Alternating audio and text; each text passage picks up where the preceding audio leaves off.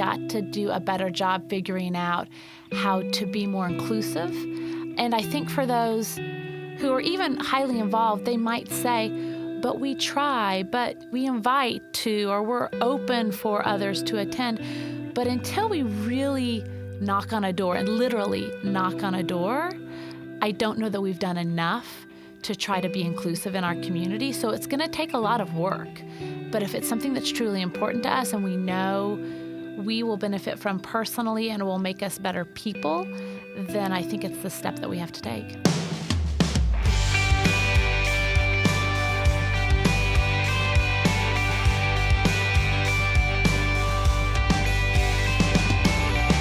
Hello, and welcome to More Than Sunday, a weekly podcast where we take a deeper dive into the stories, themes, and questions of our faith. My name is Eric Chakowski. I'm the worship director for Access, our modern worship community at First United Methodist Church, Richardson. And with me, as she is every week, is our lead pastor, Julie Richter. Hey, what's going on? Not much. How's it going? It's good. So I hear, as we've been talking over the last couple of weeks, that you and I are trying to finish this year strong. We're finishing strong. In fact, it's one thing that we're trying to do as a staff. Yep. We've been encouraged by our executive director to finish the year strong. Are you partaking? So when Lenita, our executive director, first talked about this in full staff about a week ago, I sort of dismissed it. Sorry, Lenita. I just kind of went, listening. I know. I just kind of went, no, I can't. I don't have time for this. I don't want to do this. And then I realized my pride was at the center of all of it. And then, really embarrassing moment that turned the corner for me was I ate fast food yesterday, and I decided to eat Burger King. I like Burger King. I do too. I mean, Burger King is good, and I eat it mainly out of nostalgia. Have it your way. Right? And so I thought, man, I'm going to have it my way. And I realized it was probably the 7th day in a row that I had fast food. And so that was my turning point. I said, Julie, no more excuses. At least do something better in your life. Be better. Be better. Val and I have been doing Whole30 over the last couple of weeks, and so... Oh, you're way better than me. I don't know about that. Not in several of the areas that we were encouraged to live into. I'm working on it, but Yeah. I'm at least doing Whole30. And just, feel so much better. And I'm trying to finish the year strong.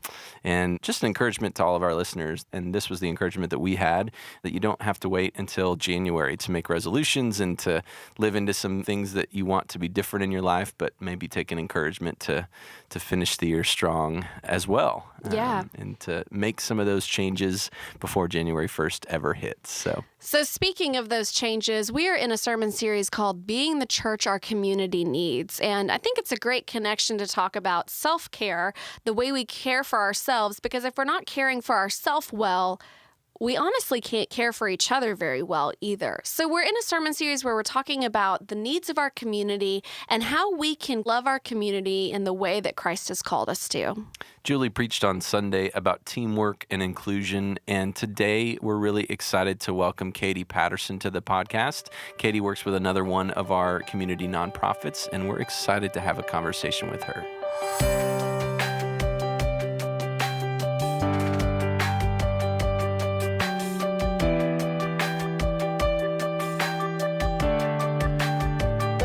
We are here with Katie Patterson. Katie is the executive director of the Richardson Adult Literacy Center. So, Katie, we are thrilled that you have joined us today. Thank you for inviting me. Of course. So let's just dive right in. Will you tell us about Richardson Adult Literacy and what drew you to this position? Sure. So I'm going to answer those in reverse. Okay. I'll start with what drew me to the position because I actually started as a volunteer.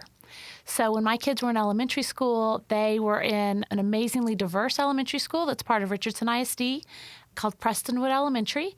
And as a parent, one of the things that I observed was while we had upwards of 20 different cultures represented in our school, there were many parents who weren't able to engage in school as they might want to because they didn't know the language. So they might show up at class parties or things like that, but there wasn't conversation.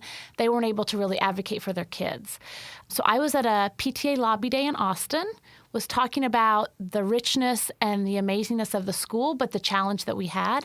And another volunteer who was there advocating for a different school said, "Have you heard of the Richardson Adult Literacy Center?" I hadn't. I don't have a teaching background. I really didn't know anything about it. But she said, let me introduce you. They can train you to be a volunteer ESL teacher, and you can teach the parents English yourself.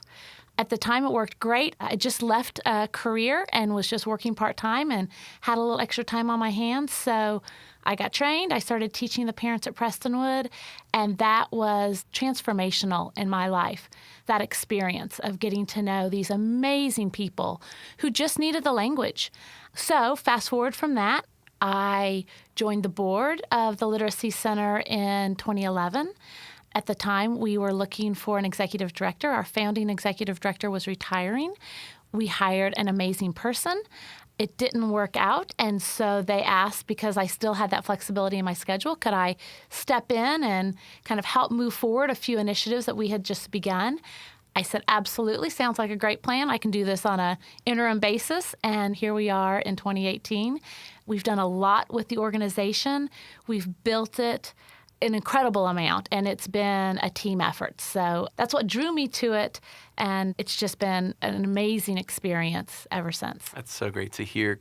Would you go into a little bit further back into the history and just sort of tell us maybe how the RALC got started and sort of the genesis of that organization? Absolutely. So in 1990, there was a literacy organization in Dallas that was supported by the United Way. And they realized that there was a greater need in the suburban areas for English as a second language for adults. So they approached a group in the Richardson area, which included Julianne Lovelace, who was then the director of the Richardson Public Library. And this group came together. They met with the Dallas literacy folks and decided that there absolutely was a need in our community.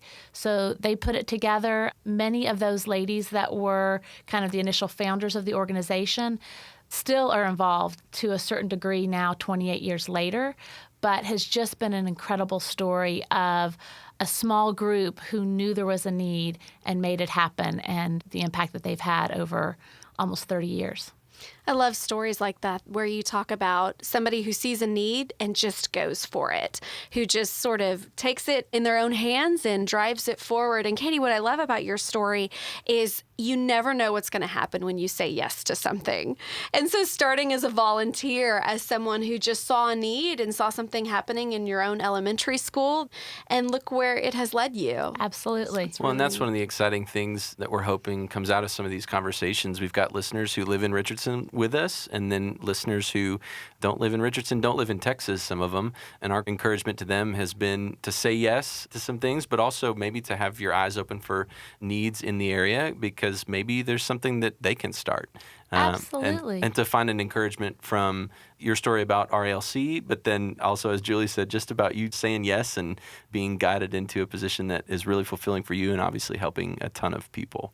Well, it's interesting that you mentioned that, because the other lesson that I learned out of all of this was, so I breezed by it a little bit, but I had joined the board and our founding executive director was retiring, and so we were looking for that executive director.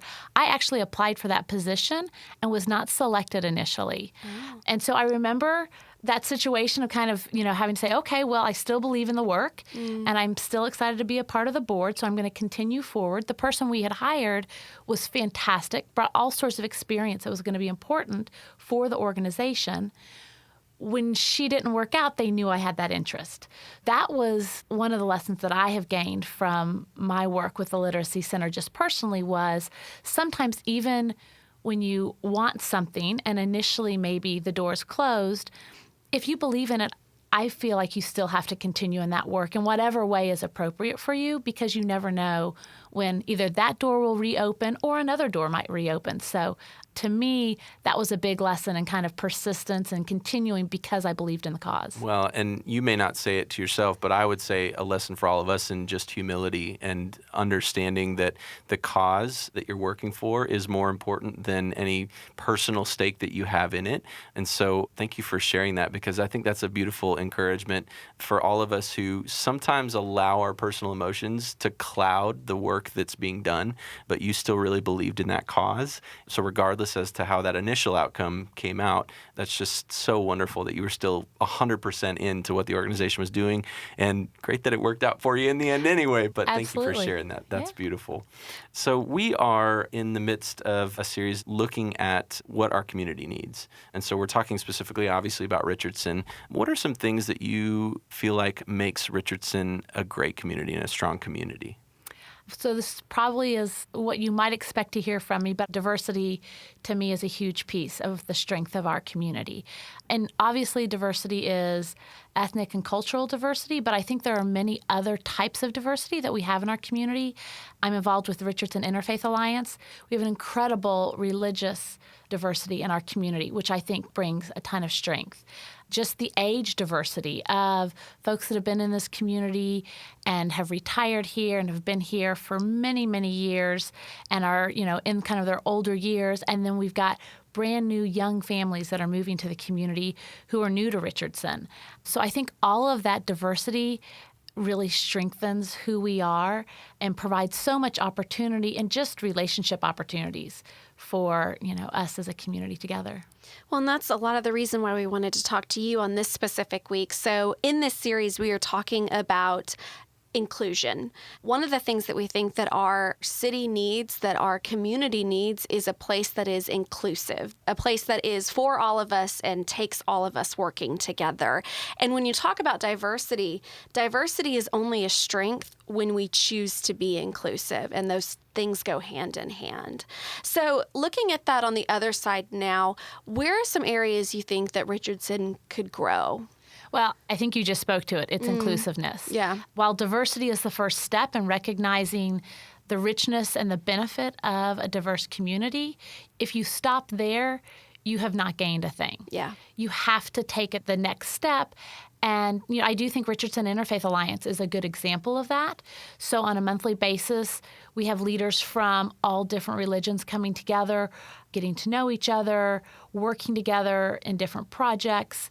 That's a great example, but it's a small example. Mm-hmm. So we've got to do a better job figuring out how to be more inclusive. And I think for those who are even highly involved, they might say, but we try, but we invite to, or we're open for others to attend. But until we really knock on a door, and literally knock on a door, I don't know that we've done enough to try to be inclusive in our community. So it's going to take a lot of work. But if it's something that's truly important to us and we know we will benefit from personally and will make us better people, then I think it's the step that we have to take.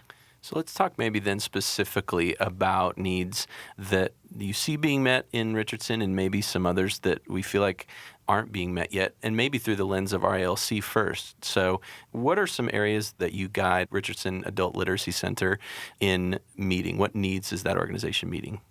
So we're meeting the language needs of our community, providing that communication. If we're going to be inclusive, there has to be an opportunity for conversation, literal conversation. And so if I speak English and the person that I'm knocking on their door speaks Vietnamese or Arabic or Urdu or Spanish, then all of a sudden There's the a opportunity barrier. is lost. Yeah, Absolutely. The yeah. barrier is there and the opportunity is lost. So at the Richardson Adult Literacy Center, we're helping adults learn English. Immigrants and refugees who live in our community learn the language so that they can better connect with our community, with their neighbors, with better jobs, with the teachers and the staff at their children's school.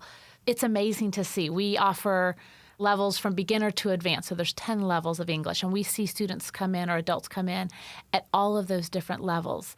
If they are a true beginner and maybe they're from Afghanistan and they've never had a formal education, it's going to take a little bit longer before they're ready to be able to have a conversation in English. But there are also students along that path who have a little bit of English, but they're just not confident to speak English, which leads me to probably another need that we have is an opportunity or places where folks can go to practice the language. We offer free conversation classes at the Richardson Public Library twice a week, and that's great, but that's 4 hours. And if you've ever tried to learn another language or have been in a country trying to use a language, it takes a lot longer to learn a language and to be confident in not only speaking it, but being ready for that person to speak it back to you to understand. So that's a big challenge when it comes to inclusiveness, I think, for our community. Yes, and especially as an adult, as you're talking, I think many people probably know, but it's much easier for children in sort of some formative stages of their education to learn multiple languages, to be bilingual, trilingual, or more. But as an adult, I've had a couple opportunities here and there to go to a few different countries, and I do my best, to learn some of the greetings and to count to 20 and, a few other things. But it is a struggle, and, and I've put hours into it, and it's still a struggle for me. And so I can't imagine being immersed in a place where you really need that language to survive really culturally and not have opportunities here and there that are safe. I mean, obviously, most of us speak English throughout the community, but that doesn't mean I can go to a supermarket, right, to a grocery store, and that's a safe place while I'm in the supermarket line and I've got 10 people behind me. That's not a safe place for me to practice, right? Right. So culturally, obviously, we're all speaking English, but to have a place like that you're saying for folks to be able to practice that conversation, I understand why that would be really valuable. And we also do a little bit with our students in encouraging volunteerism. So, for instance, the Network of Community Ministries has a volunteer program, and some of their volunteer opportunities don't require a strong grasp of the language. So there are some opportunities like that we will encourage our students. Some of our students, if they have kids in school, will suggest that they volunteer in the library of that school, because as long as you have the alphabet down, you can shelve books. And as long as the librarian is patient and you've got a little bit of English, you can receive instruction. But then as you're in that library, you can hear the kids speaking English around you. And as you're ready, you can kind of practice with that librarian as she or he has time. So there are a few places, but I think it's a big challenge for adults because especially if you have children, you want to maintain your home language.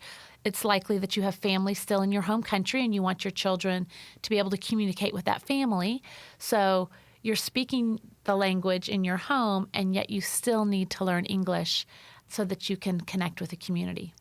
Well, and I love what you said about barriers, how if there is a communication barrier, what we recognize is that if we are trying to be inclusive, that barrier makes us exclusive right off the bat. And so whether it is the places that we spend most of our time or the conversations that we have or the people that we talk to or even our worshiping communities, I think that we are exclusive in ways that we don't even realize because it's not even on our radar because we tend to be just going about our own thing. And with a barrier like language or communication, how many of us have interacted with someone who speaks a different language than we do, and we sort of have a tendency maybe to just avoid conversation altogether or, struggle for 10 seconds and then give up on it, right?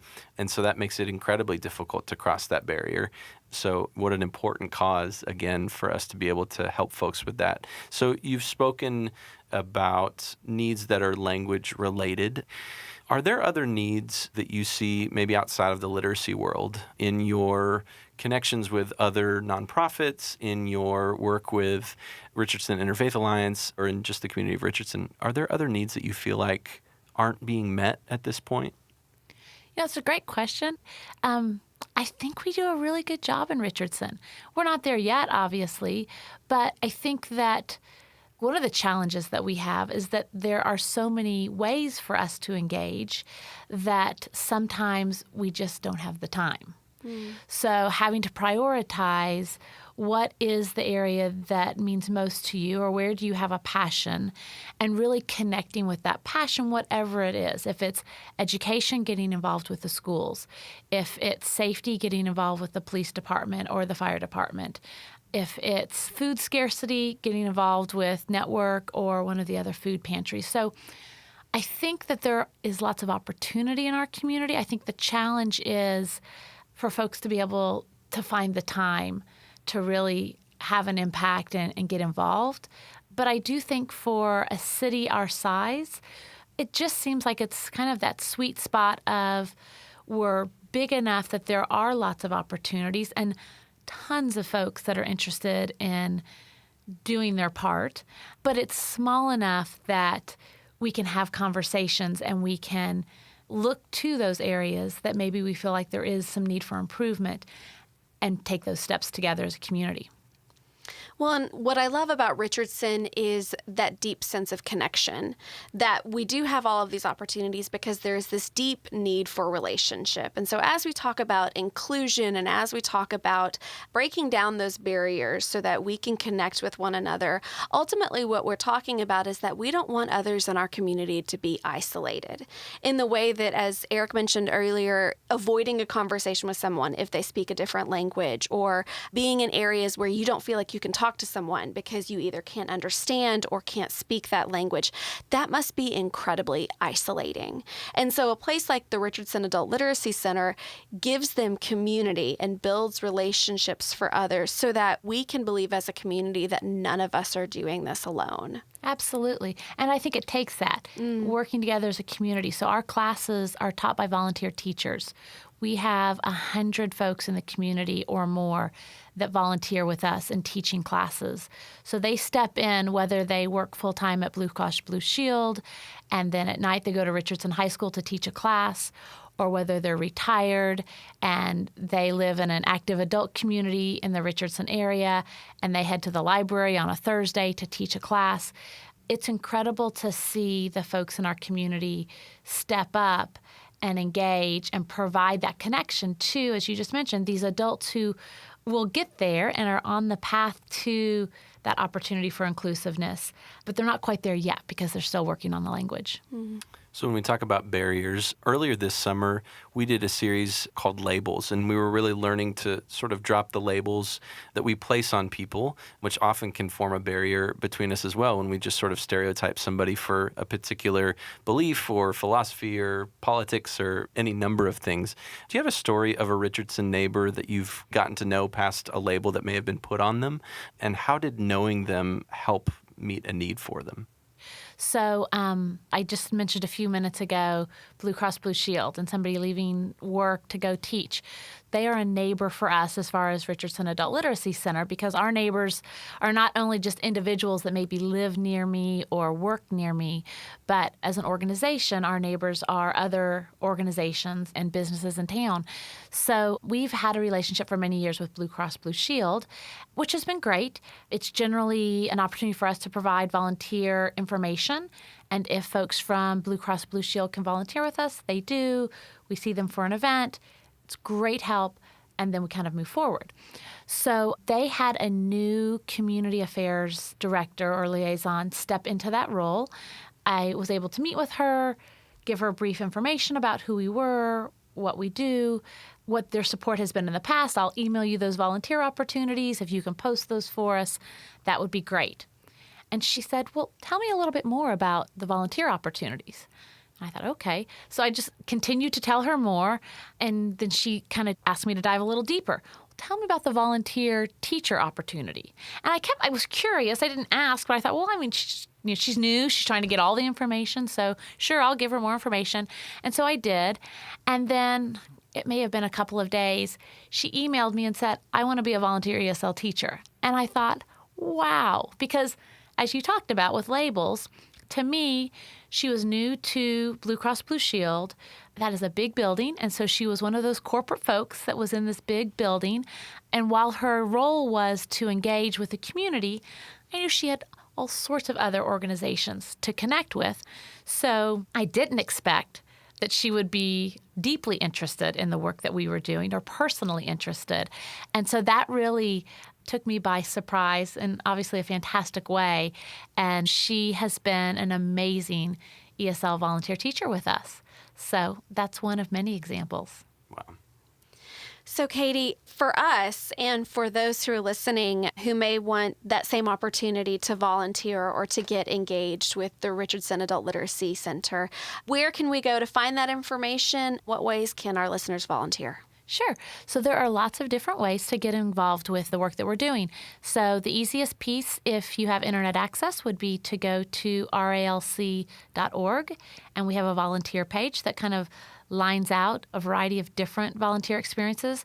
Some folks have the time and ability to teach a class. For us, that means giving up about 2 to 3 hours of your time once a week for about a 15-week period where you're preparing to teach a class for an hour on your own, and then you show up and you teach for 2 hours with a co-teacher who is teaching the class that second day during the week. For some folks, that's a little intense and they may not have that time. So we also have special project volunteers, and that is a list that we keep of folks that are interested in getting engaged but maybe don't have the time to teach at this point. So we email them and they help us out with registrations, with some of our fundraising events, and other needs that come up during the year. And then we have things like volunteer translators. So if folks speak another language, you're bilingual or trilingual, we're always looking for folks to help us better connect with our students, because while we know ultimately when they are speaking English, they'll be able to connect with the community, we need to connect with them now and be able to have that conversation in Vietnamese or in Urdu. And so being a volunteer translator is a very convenient way to support our work and yet be our connection to a student if we need to connect with them or talk with them about a particular situation. Many times our students sign up for classes and then all of a sudden we don't see them in class. And what we find out is their job schedule changed. And so because we're able to connect, we can help them connect to a class that works better for their new schedule. So volunteer translators are super important for us. And then for folks that maybe do have a teaching background, maybe they're a retired teacher or they taught and now they're staying home with their kids, we love to engage with folks who have a teaching background to be volunteer mentors for our volunteer teachers, because the vast majority of our volunteer teachers have no teaching experience that they bring with them. So they understand that it's a craft that you have to learn like anything else. We provide them with some amazing training, but that mentor also helps guide them along the way as they're trying to create an amazing learning environment for their students so that those students can learn the language in the best way possible. Thank you for sharing all that information. It's great for our listeners and anyone else who might want to get involved with RALC, and that's just great for us to hear all of the different ways that folks can plug into that. Katie, we've got one question that we ask all of our guests that come on the podcast, and that question is, at this point in your life, what's one thing that you wish someone would have told you? The one thing I wish somebody would have told me, I think the one thing I wish someone would have told me years ago is the importance of persistence. I think there are a lot of things in life that we want to do, and sometimes we'll try something and it doesn't work for whatever reason. We feel like we were not good enough yet. We don't have the skills.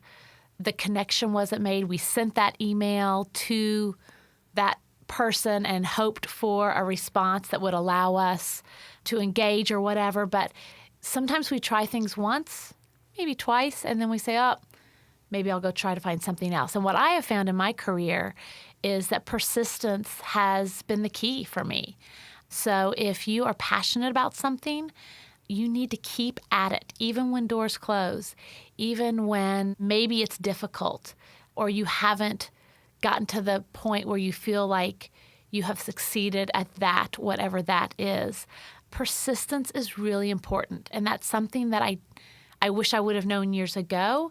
I have applied it later in life, but I think there are probably experiences and things that I would have done earlier in life and earlier in my career and kept at a bit more if I would have understood the importance that persistence can play in something. I love that. And I think no matter if it's a large-scale thing or a small-scale thing, I think when you hear about organizations and companies that have been built and you hear about the stories and the failures and the knock down and try again, it is all about that persistence. And then on a smaller scale, when you're talking about, potentially learning to teach ESL or finding strategies to do that effectively, and you try one thing and it doesn't work, and so then you try another thing and maybe that works a little better, and then you try another thing until you really start to find the ways that you can make connections with people. And so I think that's such an incredible thing for all of us to be reminded of, that persistence is part of life and should be something that we're all willing to lean into. Absolutely. I mean, that's how our students learn English. Mm-hmm. I mean, if you think of any of us who are adults,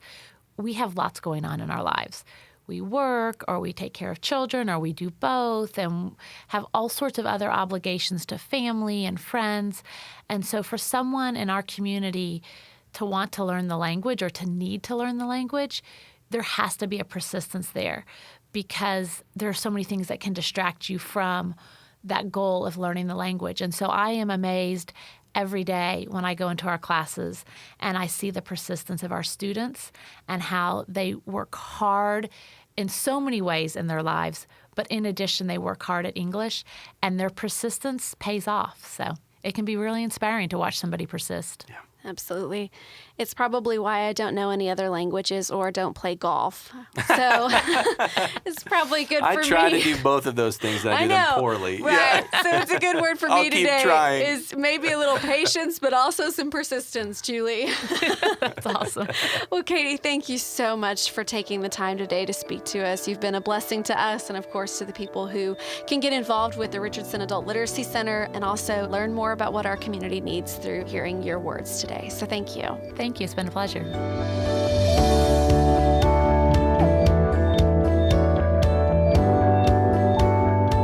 In talking to Katie, I was really struck by that conversation around persistence. We are in a time in our country where inclusion and teamwork are difficult topics. And I hope that we can all be encouraged that it's a worthwhile cause and it's a worthwhile place for us to be persistent in our pursuit of love for each other, in our pursuit of working towards a common good and continuing to love our brothers and sisters in Christ.